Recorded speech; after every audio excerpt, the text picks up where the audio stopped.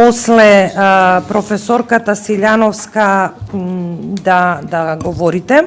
Професорката секако тоа научно и стручно го кажа, а јас ќе се обидам, колеги, ова да ви го кажам политички, практично, како тоа во владата го замислуваат давањето на концесии начело со, еве, кој е подпишан? Премиерот Димитар Ковачевски. Дури може ли име и презиме да им стават на лицата кои што ќе одлучуваат за давање на концесии, ќе земат пари, рушвет и, како што кажа и колегата Здравко Трајанов, европското знаменце на овој закон, како и впрочем на сите закони до сега, ќе помине нешто европско, нешто со кореспондентна табела, ама и нешто типично македонско-балканско и прилично криминогено, умислено, смислено седнале, замислувале, чекај сега идат избори, ова идеја да погодам на кого, може од 3 пати да погодам на кого е ова идеја? Се знае чива е идејата. Ловџиите се голема група на граѓани кои што гласа.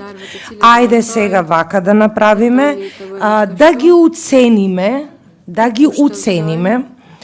кој ќе ги зима парите, еве, значи, 2 члена од Министерството за земјоделство. Кој е министр за земјоделие? Требало името и презимето да му го пишете. И нивни заменици од кои ќе се, пази, не застанува тука членот.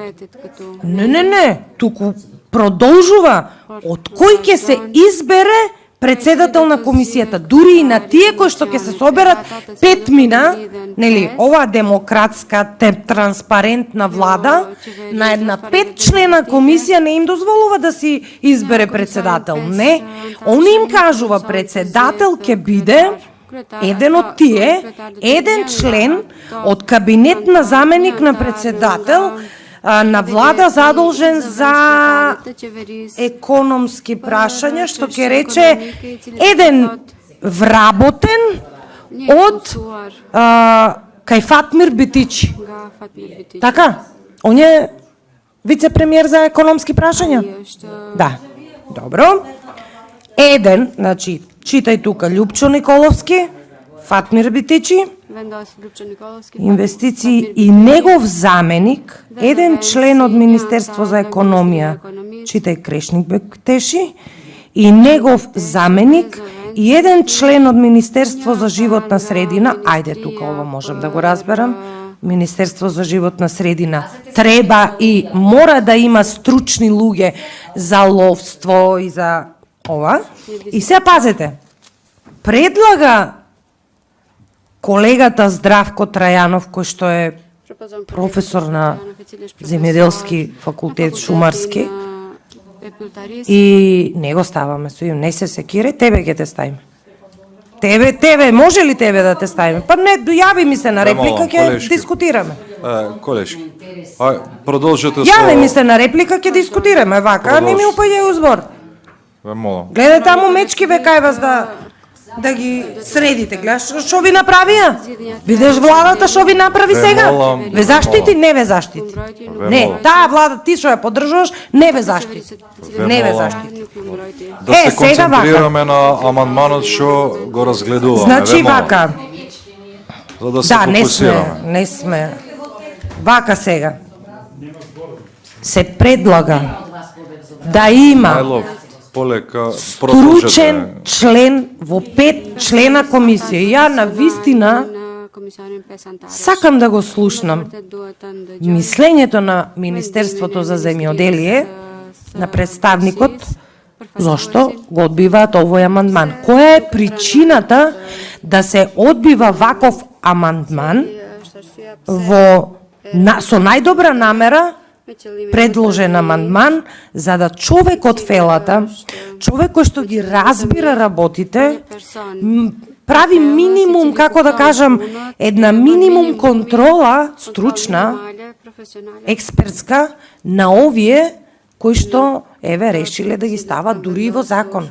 Па дури замислете председател, вели председател ќе бира до тој степен.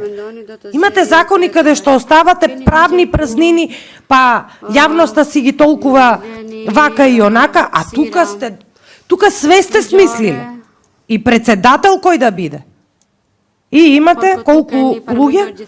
5. Дајте едно место на стручната фела, не знам што е. Што е проблемот тука? Зошто не би гласале ние? Ни од каде да знаеме факултетот кого ќе испрати? А и кого да испрати? Секако дека повеќе ќе разбира од овие тука што се политичари. А може некој од нив и не се политичари. Јас не мислам дека член на кабинет, па тоа кабинет, не знам, пострашно, кабинет. Ке мислиш, не знам што, кабинет на заменик, председател на влада задолжен за економски прашања. Како вака, мислам, по кој критериум у влада ова го одлучи? Баш ме... Зошто заменик председател за економски прашања, а не еве за политички систем? Зошто не е он? Како кој беше критериумот баш овие да бидат? Зошто? Ја исклучувам животна средина. Што е? Какви способности поголеми имаат овие? И како овие ќе ја ценат член 41 став 2, не, став 3.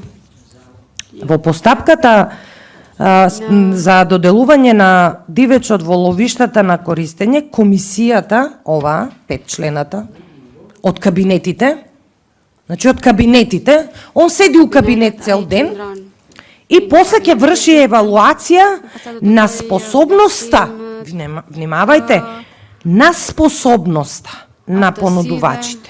Не на, не знам, бонитет или не знам таму што е, професорот повеќе разбира ќе каже, која се бара согласно јавниот повик и тендерската документација, значи способноста. Па после вели способноста на понудувачите од ставот 2 на овој член се докажува и таму ги наведува потребната документација, ама еве овие способноста ќе мерат. Сега, зошто во оваа 5 члена комисија да нема експерт?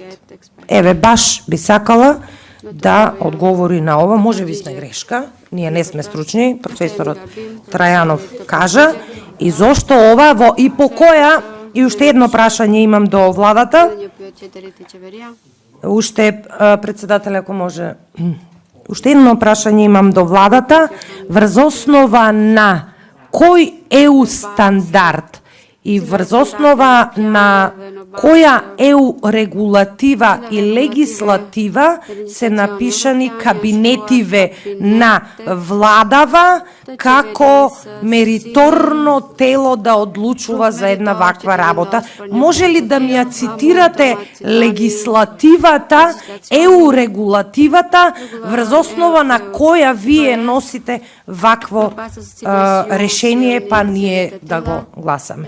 Инаку, како што кажа колегиве, усогласен бил законот и сега вие како влада, ретки се можностите кога имаме еве некое законско решение за кое што нема да речеме многу голама и сега вие пак наоѓате нешто зашто нема друго објаснување освен за криминал и тендер. Нема. Според мене. Еве, објаснете ми кое е објаснувањето стручно на Министерството за земјоделие. Благодарам.